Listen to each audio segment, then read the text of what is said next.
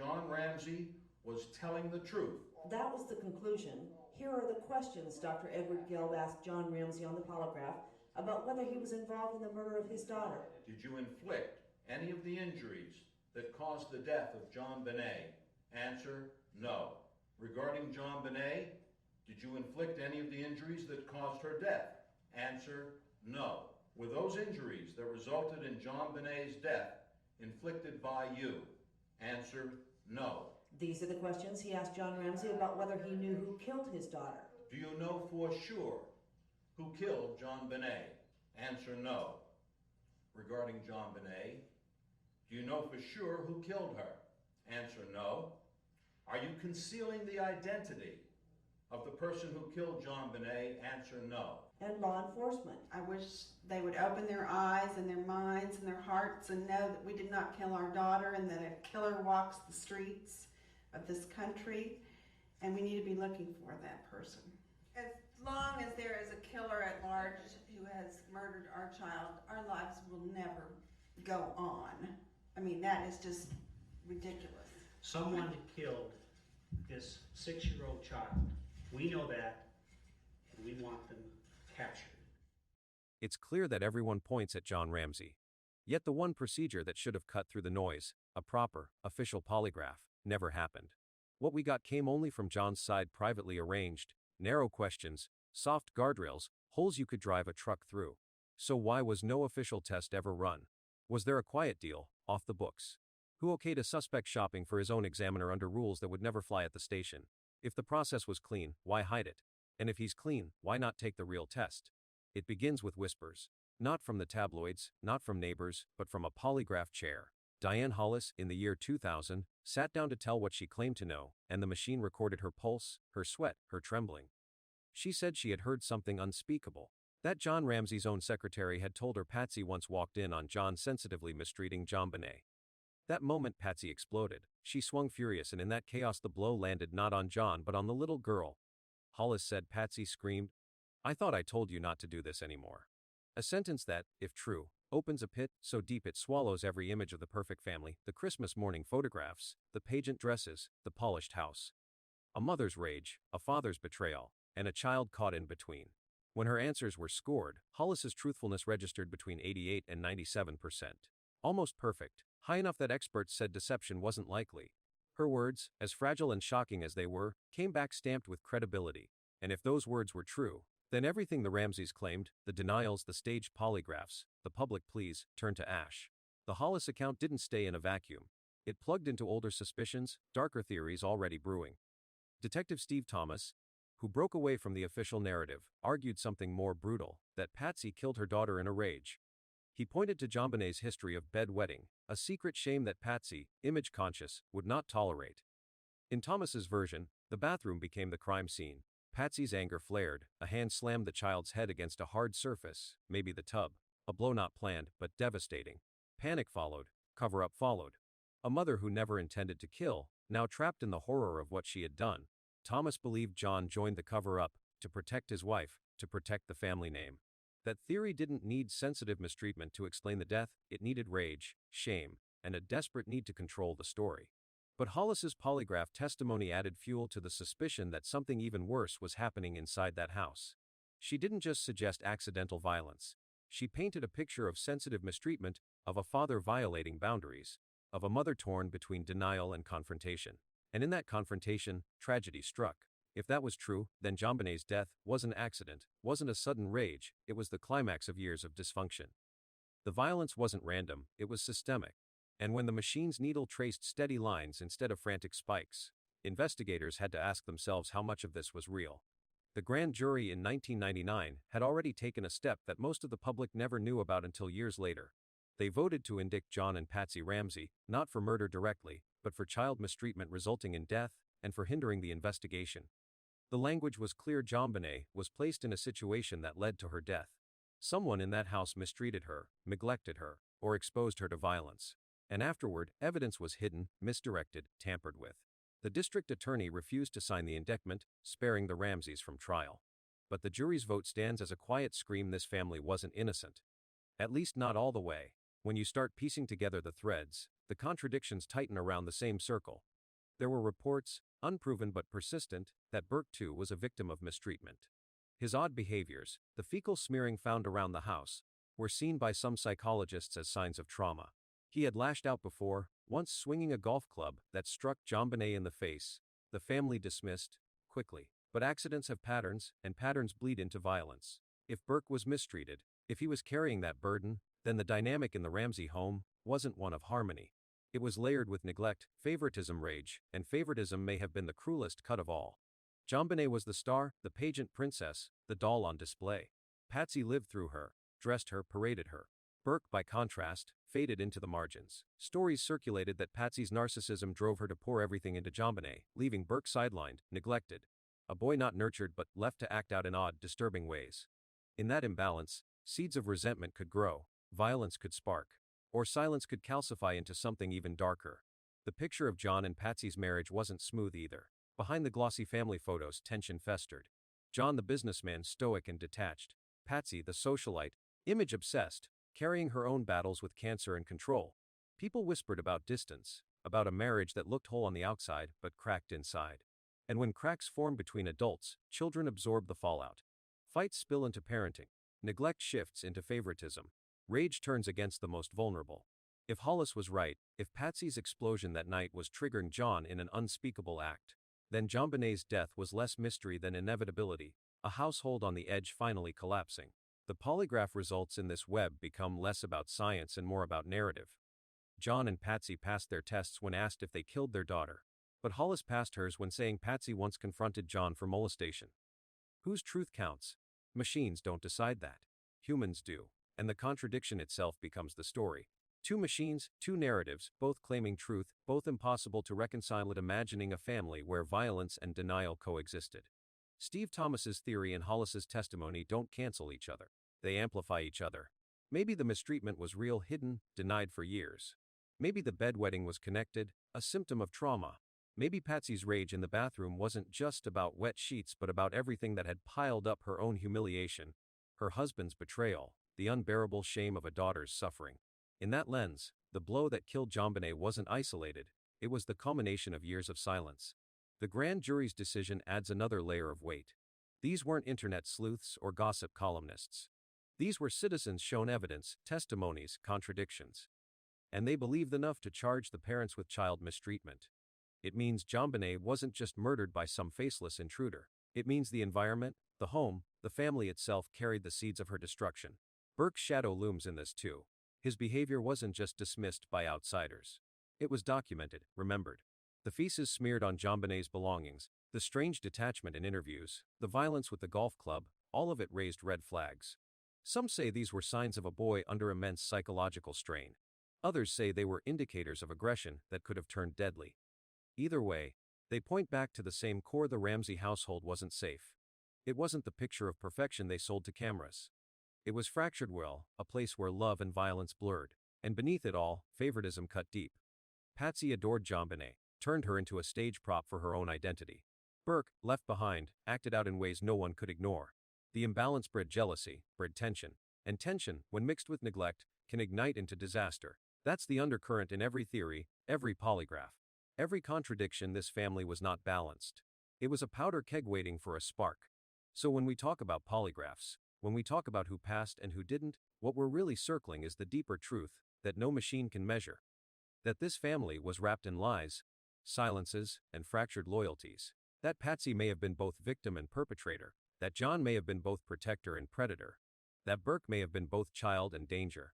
That favoritism and narcissism twisted what should have been love into something monstrous. The tragedy of Jonbenet Ramsey isn't just in her death. It's in the way her family's contradictions turned justice into paralysis. The polygraphs became shields, used to claim innocence. But the testimony of Hollis, the theories of Thomas, the indictment of the grand jury, the disturbing behavior of Burke, all of it screams a different truth. A truth of sensitive mistreatment, of conflict, of children caught in the crossfire of a broken marriage and a toxic household. And that's the most haunting part. Machines said yes, machines said no. But Jonbenet's injuries, her silent suffering, those are the only truths that matter. And they point back to the family.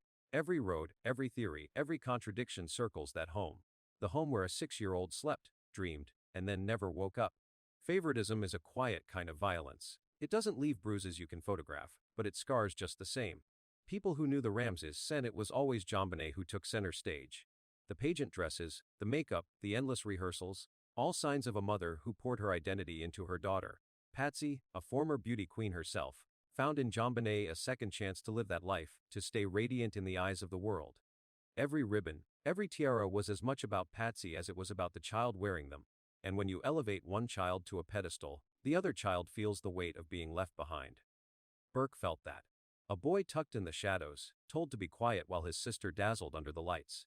It's not hard to see how this dynamic poisoned the family from the inside. Patsy's narcissism wasn't just about control, it was about survival. She had beaten cancer once, stared death in the face, and came out determined to make life shine at all costs. But that determination twisted into obsession. Jonbenet became not just a daughter, but a project, a mirror Patsy needed polished every day. And when Jonbenet faltered, when she wet the bed, when she cried, when she failed to sparkle, Patsy's rage came fast, hot, humiliating. Some theorized that this is what happened the night Jonbenet died. That the bedwetting triggered a fury too big to contain. That the mother who spent years perfecting her daughter's image couldn't stand the private mess behind the mask.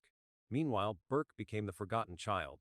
He wasn't paraded on stage. He wasn't the subject of glowing Christmas letters. He was background noise in a house built on appearances. And children who feel invisible often find ways to make themselves seen. In Burke's case, it came out in strange, disturbing behaviors, smearing feces, acting out, sudden bursts of aggression. The golf club incident, brushed off as an accident, was a flare of something darker. A boy ignored too long, neglected too deeply, lashing out in ways no one wanted to confront. If Burke was being mistreated himself, if his needs were dismissed while his sister was crowned and celebrated, then what looked like sibling rivalry may have been the surface of something more sinister, a child drowning in neglect, and maybe insensitive mistreatment. The marriage itself added more cracks. John and Patsy's relationship was never as perfect as the Christmas cards suggested. He was the stoic businessman, pragmatic and distant. She was the emotional center, desperate to maintain control, image, perfection. Those roles clashed. John's detachment often left Patsy feeling alone, abandoned. Patsy's intensity often pushed John away, made him colder. And in that gap, the children lived. When parents turn on each other, children often bear the consequences. Arguments spill into parenting decisions. Neglect turns sharper, favoritism grows stronger, discipline grows harsher. Some witnesses spoke of tension thick enough to feel in the air. And when tension lingers long enough, it doesn't stay between husband and wife. It bleeds into how they treat their children. Jonbenet became Patsy's anchor, the child she clung to in order to keep her sense of self. Burke became the child left in John's shadow, expected to manage his own loneliness. And in a house where one child is adored and the other is forgotten, violence is never far away. Maybe it was subtle at first, yelling, neglect, cold shoulders. Maybe it escalated, slaps, slammed doors, bruises explained away.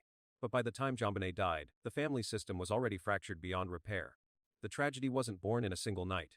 It was years in the making, shaped by favoritism, narcissism, and a marriage that failed to protect the children it created. And here's the cruelest irony. Patsy's obsession with appearances, her drive to keep the family looking perfect, may have been the very thing that destroyed it. She wanted the world to see beauty, grace, success. She built a stage for her daughter and hid the flaws behind curtains. But behind those curtains, neglect grew like mold. Burke's silence, his odd behaviors, his aggression, they were warning signs, ignored or hidden because they didn't fit the image. Jonbenet's struggles, her private humiliations, her possible trauma, they were pushed aside as they threatened the sparkle.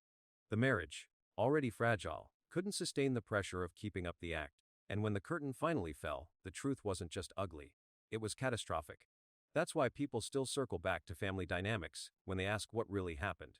Not the intruder theory, not the mysterious suitcase, not the broken window. But the house itself. The relationships inside it. A mother who adored one child too much and neglected the other. A father who either stood by in silence or participated in the sensitive mistreatment. A marriage cracked by tension, spilling that damage onto the children. That's the picture that lingers, the one no polygraph can erase. Although these tests revealed several striking insights about the suspects, they also sparked deep conflicts between the police and the poor family, turning what was meant to support the investigation into yet another source of controversy.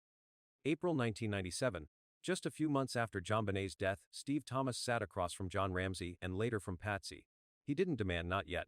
He floated a scenario. Hypothetical. What if you took a polygraph? Not a command, just a probe. Watching their reactions was the real test. They weren't ready to agree. They hedged, stalled, and lawyers already hovered close enough to shape every breath. It was never official that year, only the seed planted, waiting. And the seed mattered because polygraphs, while not admissible in court, had become the stage where guilt and innocence played out for the public. In Boulder, the detectives knew this. The family knew this. Everyone did the performance. By February 1999, the patience of investigators had worn thin. According to Lawrence Schiller's Perfect Murder, Perfect Town, detectives sat with the Ramseys attorneys, pushing harder. Now the word wasn't hypothetical. Now it was a request: take the test, show us you've got nothing to hide. But lawyers twisted the terms, prosecutors circled, and nothing was agreed. The Ramseys wanted conditions, protections. They didn't trust Boulder PD. The cops didn't trust the Ramseys. A stalemate. While the family appeared on morning shows and talk shows, crying innocence, the quiet negotiations with detectives dragged into nowhere. March 2000 was when the tension cracked open wider. John and Patsy had gone public again. Barbara Walters, The Today Show, Larry King Live, they repeated the same line: "We want the killer caught. We have nothing to hide." And the Boulder police, tired of being painted as inept villains, fired back. Police Chief Mark Beckner announced they had spoken with the DA, with the FBI. They were ready to set up a polygraph. Not just a stunt, but official. They wanted to nail this down. They wanted the test that could shut down suspicion or else reveal more cracks. On April 10, 2000, Beckner took a step that should have closed the deal. He accepted the Ramsey conditions. Yes, an independent expert. Yes, in Atlanta. Yes, public results. But with one demand: the FBI would administer the test. Only the Bureau could guarantee credibility. Only they had the gravitas to keep this from being dismissed as bias. For one moment it seemed like the gap would close. April 11. Beckner told reporters they had already reached out to the Ramsey attorneys to arrange the details. The clock was ticking. The deadline was April 26. After years of fog, this was the chance to force clarity. But clarity never came. On April 25, one day before the deadline, the Ramseys balked. They said no to the FBI. Their reasoning was thin: mistrust, excuses, fears of bias. Instead, they turned to a private examiner, their own pick, their own terms. They passed, of course. John and Patsy sat down with the private polygraph operator, answered the questions, and came out clean. Headlines ran with it: Ramseys pass polygraph. The family smiled into cameras, said, "We told you." But Boulder PD wasn't fooled. To them, it was theater. Beckner dismissed the results as worthless. If you refuse the FBI but embrace a private test, what does that say? To investigators, it screamed manipulation. It screamed guilt wrapped in public relations. May 2000 dragged the stalemate deeper. The police repeated their stance: only the FBI test mattered. The Ramseys refused again. Lines hardened. The family used their private polygraph as a shield. The police used the refusal of the FBI as proof of suspicion. The cycle never ended. Both sides locked in a standoff where truth wasn't found, only postures were struck. And behind all of this lay the core suspicion. The police had already decided. John and Patsy were the suspects. No one else reached that level of focus. Mark Beckner later said in his 2001 deposition that internally, no one else even came close. Every other theory, intruder, stranger, random pedophile, was noise. The family sat at the center of the storm. The ransom note, 3 pages long, written in Patsy's handwriting style, linguistic quirks matching her. The inconsistencies in their accounts: the staircase, the pineapple, the clothes. The resistance to long, unrestricted interviews.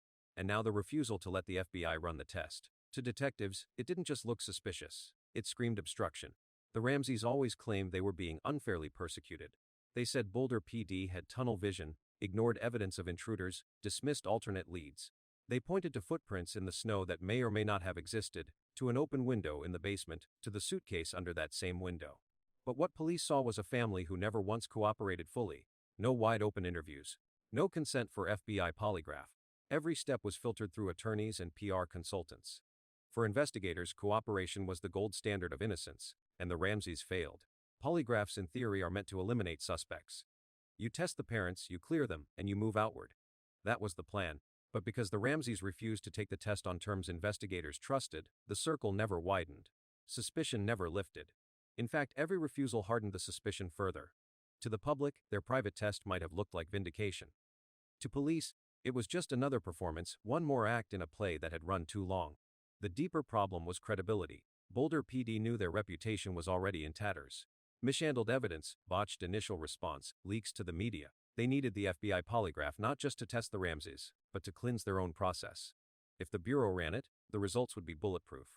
If the Bureau said John and Patsy passed, Boulder could step back and say, "We did our job." But by refusing, the Ramseys made sure no such closure could ever happen.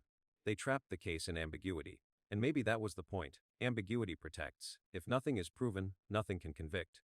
But suspicion, once it hardens, never fades. Detectives whispered about handwriting experts who saw a high probability Patsy wrote the note. They saw John's calmness as too controlled, too rehearsed.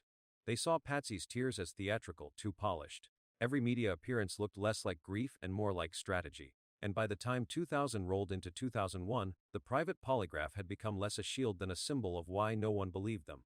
Because innocence doesn't fear the FBI, innocence doesn't negotiate conditions. Innocence sits down, answers the questions, and walks away. The irony is brutal. If John and Patsy had agreed in April 2000 to the FBI test, and if they had passed, the suspicion might have widened. The police might have been forced to chase other suspects seriously. But by saying no, they froze the narrative forever. They passed only in a private room under their own terms with their own examiner. And to the world, that looked like guilt. Not proof of guilt, not enough for charges but enough to make suspicion permanent. And that suspicion shaped everything after. Grand jury recommendations ignored. Public sympathy curdled into doubt. Investigators retired with bitterness, saying they knew the truth but never had the power to prove it. Journalists filled shelves with books pointing back to the parents, dissecting every interview, every refusal. And through it all, the polygraph sat like a broken compass. A test never taken under the only terms that mattered, a refusal that spoke louder than any result could. Looking back, the polygraph saga isn't just about machines and questions. It's about control. Who had it? Who lost it? The Ramseys fought to control the narrative, to decide the terms of their own testing, to project innocence on their stage. The police fought to control the investigation, to force transparency, to reassert authority after their mistakes. Neither side won. And in the middle, the truth died alongside Jonbenet. Suspicion became the only thing left standing. On the other side, when John Ramsey spoke to the public, it was never just about telling his side of the story. It was about shaping the story, bending it, smoothing over the rough edges that could cut too deep.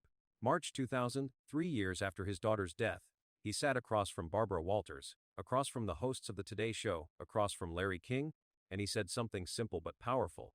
The police had never officially asked him to take a polygraph. Only once, back in 1997, Steve Thomas had floated a hypothetical question, nothing official, nothing binding. He told America that if the police ever did make an official request, he would take the test.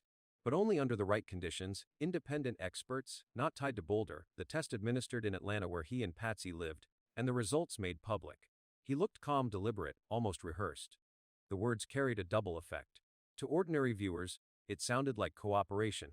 To investigators, it sounded like rewriting history. Because the truth was more tangled. Behind the cameras, detectives had made their request. They hadn't dropped it into casual conversation, they had pushed it through lawyers, through meetings, through months of negotiation. But John's version on television erased all of that. He framed it as if the police had never asked, as if he had been waiting, open, willing. That difference mattered. It painted the police as hesitant, negligent, failing to do the obvious. And it painted him as the reasonable one, standing ready to clear his name if only the authorities would act. By April 2000, the contradictions thickened. On CNN's Burden of Proof, when pressed about whether he had already taken a private polygraph, John deflected. He said he couldn't answer. That attorney-client privilege tied his tongue. But then, almost in the same breath, he declared he was ready, eager, to take a fair test. The message was consistent, we're not hiding. The subtext was equally consistent, the police are mishandling this. The police are the problem. And in May, after the private test was finally confirmed, John went public with the results. He and Patsy had passed. That was the headline he wanted stamped into America's mind. He stood before cameras and said now it was time for the police to remove the family from suspicion. He called it an expectation. If the test showed no deception, then logically, the umbrella of suspicion should close over someone else. The way he said it, it sounded like a deal that had been made, like a condition that everyone had agreed to. But in reality, there had been no such agreement. The police never promised a clean slate if they passed. That expectation was something John created, something he inserted into the public conversation, making it look like the police had reneged, broken faith. It was a careful manipulation, change the terms, make it seem like the family held up their end while the investigators refused to honor theirs. This was John's pattern. The differences between his public statements and the documented record weren't random slips. They were strategic. He took what had been private negotiations through attorneys and reshaped them into a narrative of police failure. He painted himself as cooperative, reasonable, honest. He painted the police as evasive, incompetent, malicious. And the public, already aware of Boulder PD's bungled handling of the crime scene, was primed to believe him. He knew where the cracks were, and he pressed into them. In interviews, John's language about the police shifted from disappointment to outright blame.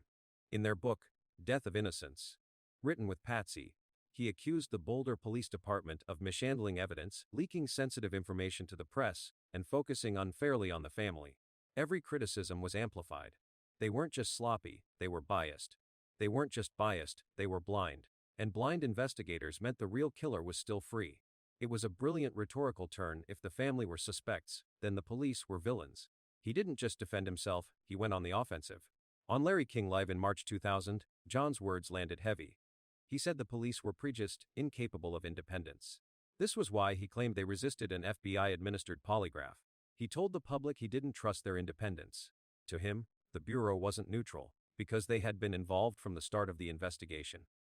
His lawyer Lynn Wood carried the same message in April. The FBI couldn't be trusted because they had already formed opinions. In Wood's words, the Bureau might use a polygraph not to discover the truth, but to intimidate, to interrogate, to trap the Ramseys into new corners.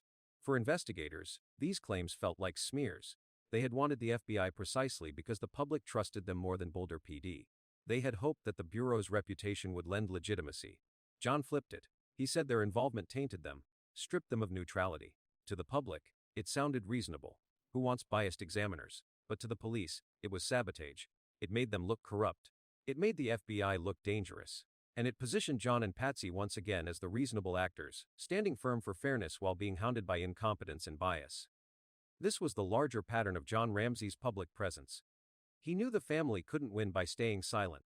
Too many suspicions, too many leaks, too much public anger.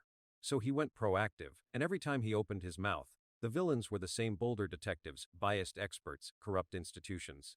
He made the case about their failures, not his family's contradictions. And the tactic worked. Large parts of the public began to question whether the police had sabotaged the investigation out of incompetence or malice.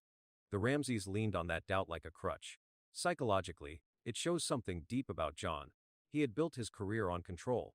As a businessman, he knew how to manage perception, how to reassure investors, how to project stability even when the foundation was cracking. After Jonbenet's death, he applied the same skill to crisis management. He learned quickly that in the court of public opinion, the best defense was offense. Don't just deny. Accuse. Don't just say, we're innocent. Say, they're corrupt. Each time he repeated it, the line between truth and strategy blurred further. But the problem with bending truth is that contradictions start piling up. When he told Barbara Walters that the police had never officially asked for a polygraph, that wasn't accurate. When he said passing the test should automatically remove them from suspicion, that wasn't part of any deal. When he refused the FBI, calling them biased, that contradicted his earlier claim that he only wanted independence. Each turn created new questions. Each answer solved one problem but deepened another.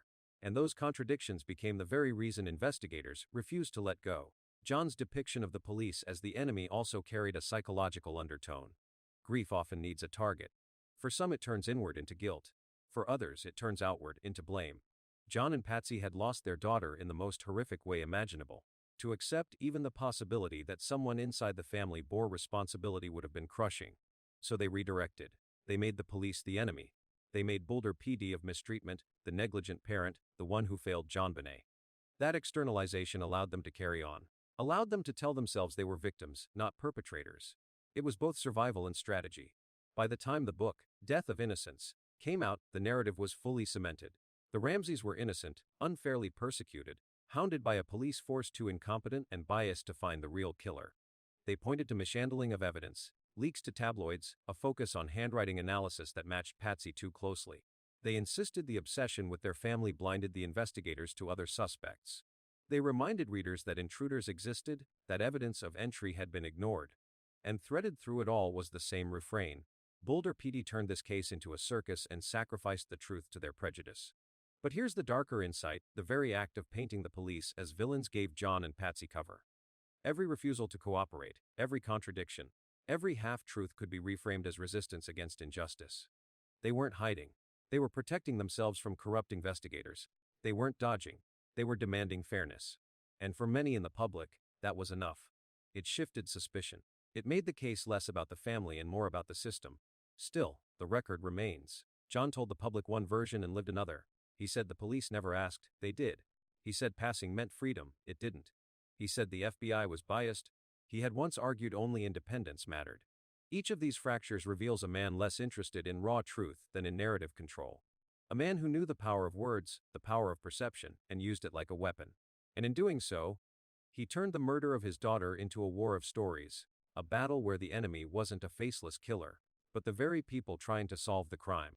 Basically, John and his family turned down the police-administered polygraph and instead arranged their own, raising the questions of how they did it, whether it carried any real weight in the case, and, most importantly, what their true purpose was in taking that step.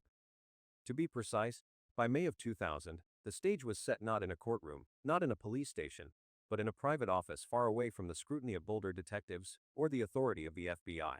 John and Patsy Ramsey had decided, after months of public sparring, that they would take polygraphs, but on their own terms. They had rejected the Bureau, the one institution investigators trusted to keep the process clean. Instead, they hired their own examiners. The first was Jerry Torriello. He strapped them in, asked the questions that mattered. Did you cause the injuries that led to Jonbenet's death? Do you know who killed her? And the machine could not decide. The results were inconclusive. Not proof of lies, not proof of truth. Just noise, a limbo where guilt and innocence remained tangled. For a family desperate to prove themselves, inconclusive was almost as bad as failure. So they tried again. This time they brought in Edward I. Gelb, a man with a title big enough to sway headlines, former president of the American Polygraph Association. Gelb was polished, authoritative, and above all, independent in name if not in perception. John took his tests first, 2 separate sessions across May 6 and May 7, 2000. Patsy followed, 3 times, May 6, May 10, May 17. Each test drilled into the same core questions: did you injure your daughter? Do you know who did? And for Patsy specifically, did you write the ransom note that demanded $118,000? These weren't vague hypotheticals. They were direct, brutal questions that cut straight to the marrow of suspicion. When the results came in, the Ramseys finally had what they wanted. No deception indicated. John's scores landed at 1 and 3. Patsy's spread ranged from 1 to +2. On the polygraph scale, where 3 to +3 measures truthfulness, these numbers leaned into innocence. Not overwhelming, not bulletproof, but enough to claim vindication. To strengthen the appearance of credibility, the results were handed over for a blind review by Cleve Baxter, the very man who had pioneered polygraph systems. Baxter confirmed the findings. The Ramseys, at least on paper, had passed. On May 24, 2000, Lynn Wood, their sharp-edged attorney, held a press conference in Atlanta. He delivered the results with the kind of performance honed for cameras. He announced that both John and Patsy had passed multiple polygraphs. He framed it as a milestone, a turning point. The family had proven their truthfulness. He called on the Boulder Police Department to take the family out from under the umbrella of suspicion once and for all. It was theater, pure and simple, designed for public consumption. The message was not subtle: the Ramseys are innocent, and the police need to admit it. But Boulder PD didn't buy it. Neither did the FBI. They dismissed the results almost instantly. Their reasoning was blunt: private tests carried no weight. They were not conducted under law enforcement supervision, not standardized by official procedure, not admissible in court. They could not be trusted because the family chose the examiner, chose the conditions, and controlled the process. And beyond that, polygraphs themselves had never been recognized as reliable evidence in the American legal system. Courts had ruled again and again, from the Frye Standard in 1923 to the Daubert ruling decades later, that polygraphs lacked scientific validity. At best, they were 70 to 90% accurate, vulnerable to manipulation, vulnerable to error. Nervous people could fail. Calm liars could pass. It was pseudoscience dressed up with wires and needles. So the Ramseys' triumph in Atlanta wasn't a legal victory. It was a public relations victory. They hadn't cleared themselves in the eyes of the law. They had staged a demonstration for the cameras, one that could be replayed on evening news segments and printed in sympathetic columns. To their supporters, it looked like exoneration. To detectives, it looked like a stunt. And that divide is what defined the case from that moment on. The irony was heavy. Just weeks earlier, the Ramseys had turned down the FBI polygraph, the one test that might have carried weight. They called it biased, compromised, unfair. Yet they embraced Gelb's results as gospel, even though legally they meant nothing. It revealed the core of the strategy. They weren't seeking truth in a courtroom. They were seeking perception in the public arena. If the legal system couldn't be bent to their side, they would bend the public first, and let pressure do the rest. And here lies the psychological truth. Innocent or guilty, the Ramseys were cornered. They had lived for years under suspicion, their faces on magazine covers, their names whispered as killers in living rooms across America. Every dinner party, every church service, every trip to the store carried that invisible weight. By 2000, they weren't just defending themselves from the police. They were defending themselves from America. In that environment, the private polygraph wasn't about science or legality. It was about survival. They needed something to point to, something to hold up against the tide of suspicion, even if it was flimsy, even if it had no legal standing. But the consequences were brutal. By choosing the private route, they deepened the rift with investigators. They turned what could have been a step toward reconciliation into another wedge. The Boulder police, already convinced of the family's involvement, saw the private tests as confirmation of their distrust. To them, it was proof that the Ramseys wanted to control the investigation, to manipulate outcomes, to dodge accountability. The refusal of FBI oversight combined with the embrace of private testing became, in their minds, another sign of guilt. Legally, the polygraphs changed nothing. They could not be entered into court. They could not alter the status of suspects. They could not erase the inconsistencies in testimony or the handwriting analysis pointing toward Patsy. They were noise, background, a sideshow to the real evidence. Yet in the arena of public opinion, they mattered immensely. Supporters clung to them as vindication. Critics pointed to them as proof of manipulation. And once again, the case became less about Jonbenet in the basement and more about the war of narratives above ground. The deeper question is why John and Patsy insisted so loudly that the results should clear them, when they knew full well the legal system would not accept them. Maybe it was desperation, the need to believe that any shred of vindication could matter. Maybe it was strategy, a calculated effort to pressure law enforcement by swaying the public. Or maybe it was self-deception, the kind that grows in grief and trauma, where perception begins to feel like truth. In their minds, perhaps, passing the polygraph did mean innocence, no matter what the courts said. For the detectives, though, it only reinforced the sense that the Ramseys were playing a game. Polygraphs, they argued, were supposed to be tools for narrowing suspects, not weapons for manipulating headlines. By hiring their own examiners, controlling their own tests, and staging their own press conference, the Ramseys had broken that unwritten rule. They had taken an investigative tool and turned it into propaganda. And once that happened, there was no way to take it seriously again. The result was a kind of stalemate. The Ramseys claimed they had proven themselves. The police said it proved nothing. Both sides dug in, neither yielding, neither moving closer to resolution. And in the middle, the case remained unsolved. The private polygraphs didn't bring clarity. They brought more division. They gave the family ammunition for their public campaign, and they gave the police another reason to suspect manipulation. So, did the Ramseys have the legal standing to conduct their own polygraphs? Technically, yes. Any citizen can hire a private examiner, sit for questions, and receive results. But did those results have any legal standing, any ability to shift the investigation, any authority in court? No. They were inadmissible. They carried no binding weight. They were symbols, not evidence. They were a mirror held up to the public, not a key to the truth. And that's the heart of it. The polygraphs of May 2000 were never about law. They were about image. And the image, once projected, lingered. Supporters still point to those results as proof that John and Patsy were telling the truth. Detractors still point to the refusal of FBI oversight as proof that they weren't. The truth remains buried in contradictions. The legal system didn't budge, but the public remains divided. And in that sense, the Ramseys succeeded. They didn't clear themselves legally, but they muddied the waters enough to make certainty impossible. Looking back now, it feels less like a test of deception and more like a performance of survival. The wires, the charts, the scores, they were props. The real test was perception. And in that test, the results are still inconclusive. Although the results seem to favor John and his family, the concerns over professional integrity and fairness in how these tests were conducted remain impossible to ignore. The first problem arrived the moment Jerry Torriello strapped the sensors on. This was May 2000, and the Ramseys were already desperate for an exoneration headline. The stakes were enormous past the test, and they could point to it as proof of innocence. Fail and the suspicion would bury them even deeper. Torriello's session ended in limbo, inconclusive, neither a pass nor a fail. No deception indicated, but no clarity either. For investigators, inconclusive meant nothing changed. For the Ramseys, inconclusive was intolerable. Because in the world of public opinion, inconclusive sounded like doubt. It meant the story couldn't be spun into vindication. And so came the accusations that still echo polygraph shopping. The idea that the Ramseys moved on from one examiner to another until they found the one who would give them the result they needed. Edward I. Gelb was the next stop. Gelb carried a prestigious title, former president of the American Polygraph Association. That credential mattered because it looked authoritative on paper, enough to put a sheen of credibility over the tests.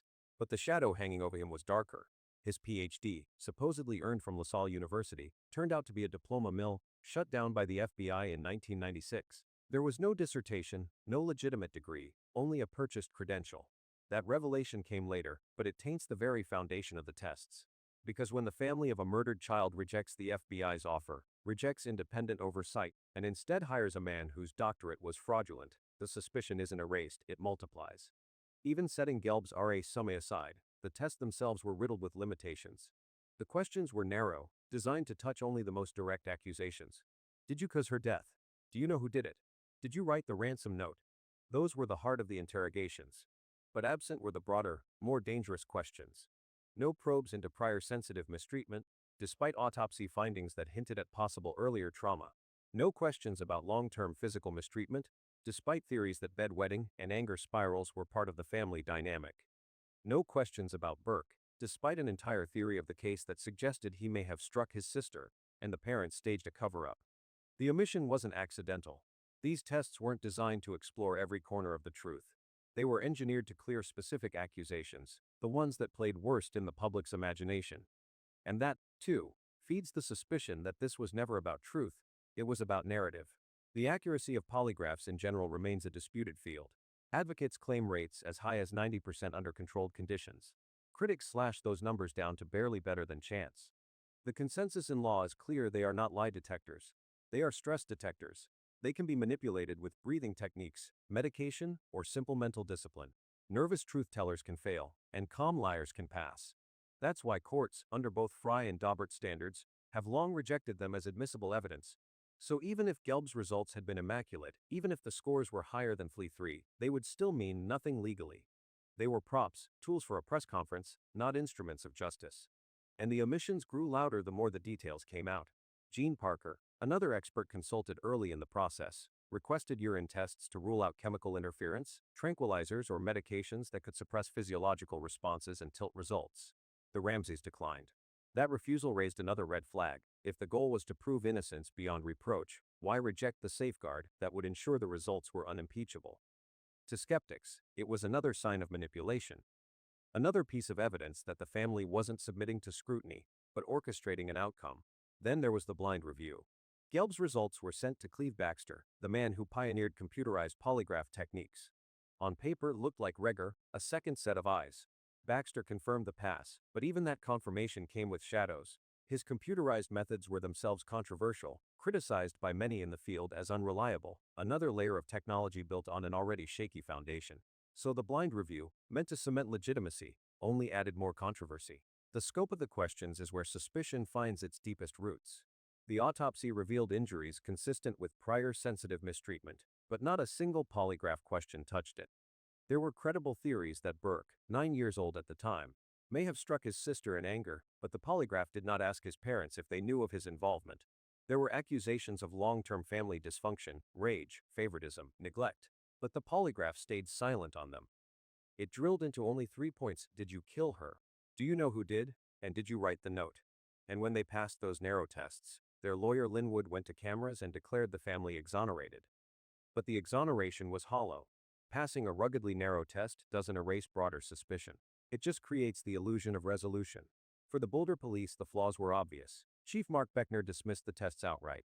Private, not official. Conducted by handpicked examiners with compromised credentials.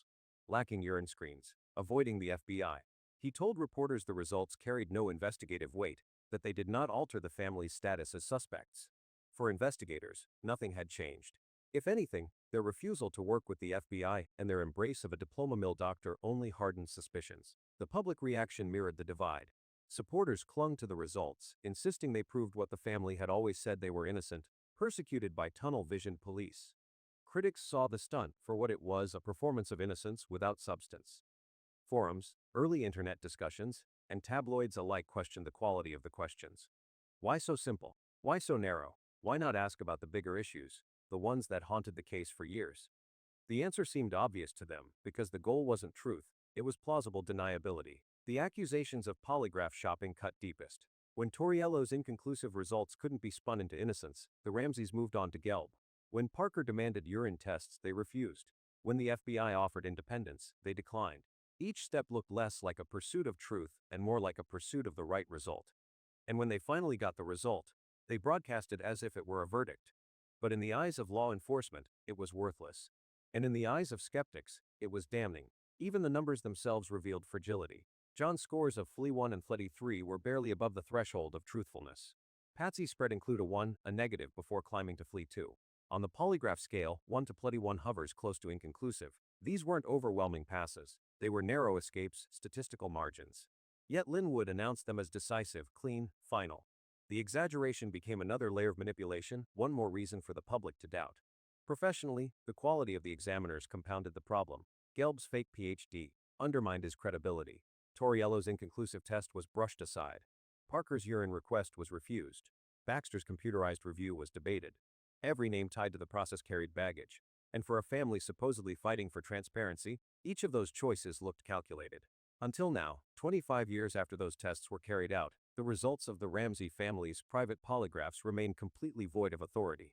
In 2025, the Boulder Police Department still rejects them outright, repeating what they said in 2000. These were not official examinations. They were arranged privately, and they were conducted under conditions that lacked independence. That dismissal has never changed. The core reason is that in Colorado, as in federal courts, polygraph evidence is inadmissible. Judges, guided by Supreme Court precedent, view the technique as unreliable, subjective, and scientifically unsound.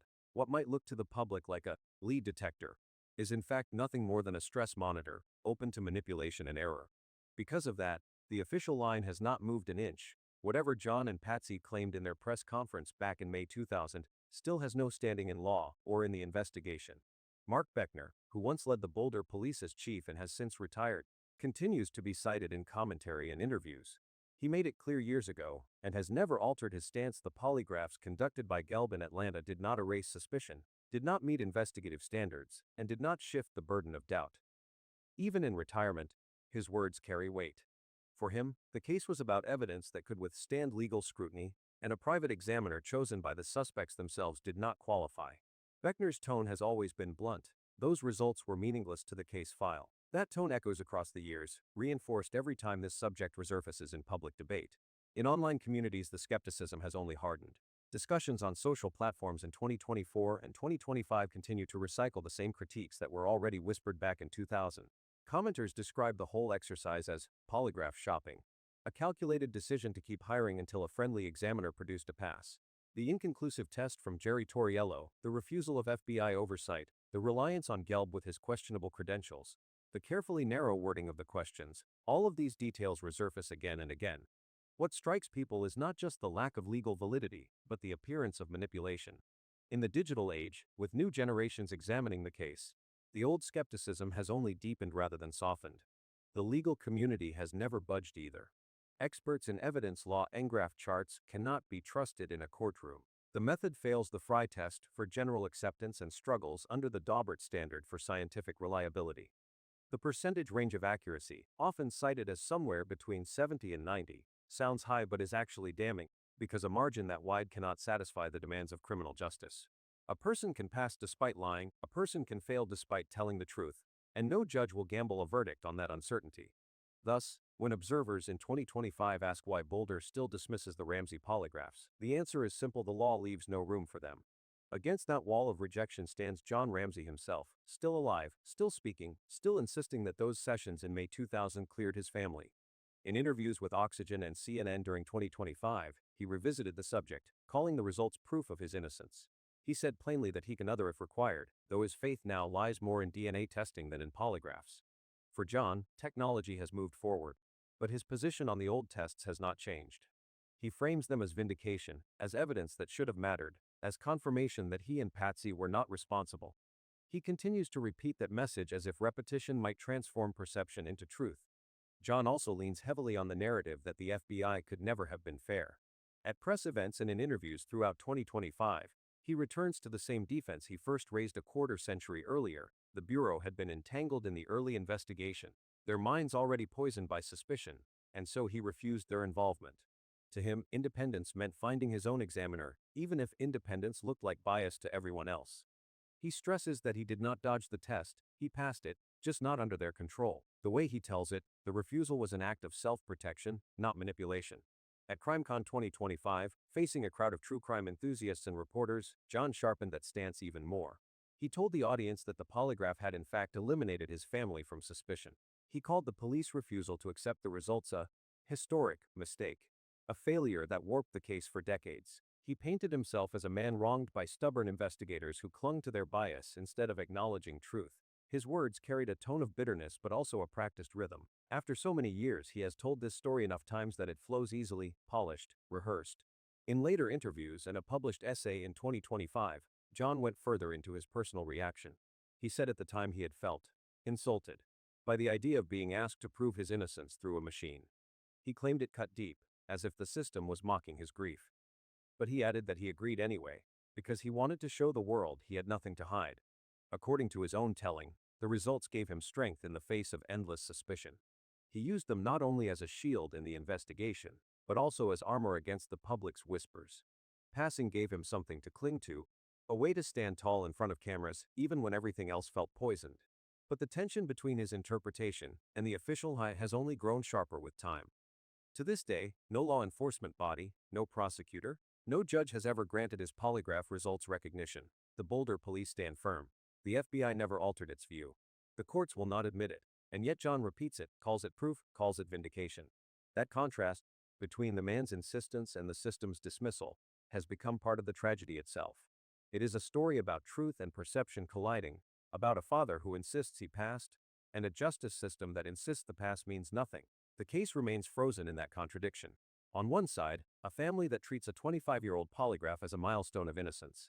On the other, investigators and experts who call it meaningless, manipulative, or worse. The line has not shifted in decades. And in 2025, the debate looks exactly as it did in 2000, only louder, more polarized, fueled by years of online arguments and conferences. What is left is not resolution but a stalemate, where each side repeats itself and no one is persuaded. That is why, even today, the Ramsey polygraphs stand as symbols rather than evidence. They symbolize John's refusal to surrender, his need to grasp at anything that defends his name.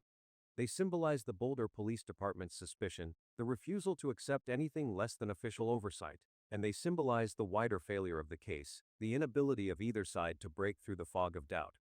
2 decades later, the arguments are the same, the wounds are the same, and the truth remains as unreachable as ever. What remains open are the physical traces and records left behind in 1996, now re-examined under the light of advanced forensic methods. The strongest lead continues to be DNA. Genetic material from an unidentified male was collected years ago from Jonbenet's underwear, under her fingernails, and on her clothing. That profile has never matched any member of the Ramsey family. As of 2025, the Boulder Police Department is actively retesting those samples with modern genetic genealogy, the same technique that solved dozens of high-profile cold cases like the Golden State Killer. Analysts now hope that building a family tree from the unknown male's DNA might generate a name, someone who can be located and interrogated. While polygraphs tell only about stress, DNA can tell identity, and that shift has become the cornerstone of the current investigation. The ransom note remains another central piece, though it has not yielded new revelations. Handwriting experts continue to point to strong similarities between the letter and Patsy Ramsey's script, though never enough to meet legal thresholds for certainty. Despite years of debate, the note is still pored over in 2025 as both evidence and psychological artifact. Its strange length, the matching of the ransom figure to John's Christmas bonus, and its peculiar phrasing remain sources of suspicion. While no fresh evidence has emerged from the note, investigators in the cold case review still keep it on the table, scanning it for angles that earlier teams might have missed. The autopsy of Jonbenet continues to be one of the most damning and enduring documents. It describes both sexual assault and blunt force trauma to the head, followed by strangulation. Those injuries speak to a combination of violence and staging, raising questions about motive and sequence. Experts in 2025 still use the autopsy as a foundation. Whatever theories are constructed must align with those findings. They remain the fixed points around which all speculation turns, and they provide the medical certainty that the child suffered both septal violation and fatal head trauma before being strangled. The scene itself still fuels debate. The broken basement window, the suitcase placed beneath it, and the open grate suggest the possibility of an intruder. Investigators continue to review the extensive spreadsheet created by Lou Smith, the detective who argued passionately for the intruder theory, cataloging over 600 possible leads. Those records are now cross-checked against updated databases, new offender profiles, and genealogy hits. The idea of an outside attacker has not been abandoned. It still carries weight in 2025 because the DNA points away from the family. That evidence, combined with the window and suitcase, keeps the intruder scenario alive, even if unresolved. Witness statements also remain relevant. Friends of the family, including Fleet White, gave testimony about the dynamics within the Ramsey household, testimony that continues to be reviewed. Their recollections about behavior, conflicts, and atmosphere inside the home are scrutinized again in the context of modern understanding of abuse and family violence. Even if those statements cannot by themselves prove guilt, they provide context, suggesting patterns that investigators consider when mapping motives and scenarios. In the cold case review, nothing is dismissed, every detail examined through the lens of what is now known about trauma and secrecy. In sum, polygraphs are no longer even a tool under consideration. The private tests taken in 2000 remain discredited, no new ones have been commissioned, and police no longer see them as relevant. The focus now is firmly on evidence that speaks with more authority: the unassigned DNA profile, the ransom note, the autopsy findings, the physical anomalies at the crime scene, and the testimonies that capture the family dynamic. These are the materials investigators hope might finally break the stalemate. If resolution comes in the Ramsey case, it will not be through polygraph needles or disputed scores. It will come through science, genealogy, and the persistence of evidence that cannot be spun or shopped. The shift away from polygraphs to honey is the defining change in 2025, and it is what keeps the case alive in the hope that one day Jonbenet's killer might finally be named. What lingers after decades is not only the mystery of who killed Jonbenet Ramsey, but the lesson of what happens when a case leans too heavily on tools that were never meant to carry that weight. The Ramsey investigation became an experiment in how fragile proof can be when it rests on polygraph charts and incomplete DNA profiles. The lie detector was paraded before cameras, celebrated by the family, dismissed by police, and ultimately revealed as little more than theater. DNA, once thought to be the ultimate key, also stumbled, samples were partial, contaminated, or inconclusive, and the presence of unidentified material was enough to muddy the waters but not enough to resolve them. When evidence that seems strongest is stripped of credibility, an investigation collapses into suspicion, arguments, and endless stalemates. The deeper warning here is about dependency. If a case leans too far on any single type of evidence, be it polygraph, DNA, handwriting analysis, or witness testimony, it risks breaking under the weakness of that method. The Ramsey case shows how quickly families, lawyers, detectives, and journalists can seize on one piece of evidence to declare victory, while ignoring its limits. When the polygraphs came back, no deception. The Ramseys called for exoneration. When DNA pointed away from the family, the intruder theory soared. But both lines of evidence, under the harsh light of scientific and legal scrutiny, turned out to be riddled with flaws. The danger is that reliance becomes blindness, and blindness in an investigation means truth slips away. That is why procedure matters just as much as evidence itself. Who conducts the test? Under what conditions? What protocols are followed? The Ramseys rejected FBI oversight and chose private examiners. That decision alone poisoned the value of their results. Later, DNA samples were stored, handled, and tested under varying standards, leaving open the possibility of contamination. Without strict controls, even the strongest evidence becomes weak. This case makes it clear the process is not a side detail, it is the spine of justice. Fail to protect the integrity of procedure, and every conclusion drawn from it bends or breaks. And so the Ramsey case stands as a cautionary tale. It is a story about a family under suspicion, a police department under fire, and two technologies, polygraph and DNA, that were asked to carry more than they could bear. It shows us what justice looks like when the tools fail, when procedure falters, and when the hunger for certainty outruns the limits of science. The case asks us, today, to consider not only what happened to a 6-year-old girl, but what happens to truth itself when the systems designed to find it are mishandled. So we are left with a question for you. If the strongest evidence, machines that claim to read lies, genetic code that claims to name killers, can still collapse under scrutiny, then what do we trust? In a system built on fragile tools, how can justice ever be certain? And if this could happen in one of the most famous cases in America, what about the ones we never even hear about?